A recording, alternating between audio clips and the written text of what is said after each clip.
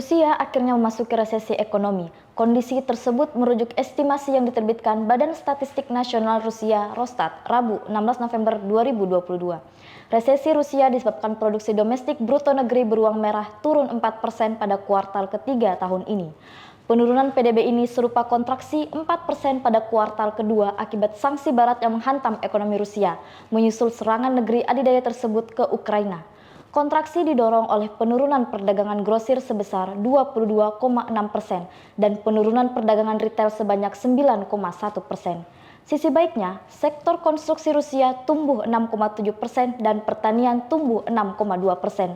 Menurut Rosstat, tingkat pengangguran Rusia mencapai 3,9% pada September lalu. Sebelumnya, pada 8 November, Bank Sentral sempat memperkirakan PDB Rusia akan berkontraksi sebesar 3,5% pada tahun ini. IMF dan Bank Dunia masing-masing juga telah memperkirakan penurunan PDB Rusia sebesar 3,4% dan 4,5%. Rusia terakhir kali mengalami resesi teknis pada akhir 2020 dan awal 2021 saat dunia mengalami pandemi COVID-19. Ekonomi Rusia membaik pada awal 2022 dengan meningkatnya PDB sebesar 3,5%. Namun, serangan terhadap Ukraina memicu serangkaian sanksi barat kepada Rusia. Ujungnya, pembatasan ekspor-impor, kekurangan staf, dan masalah pasokan suku cadang membebani perekonomian Rusia.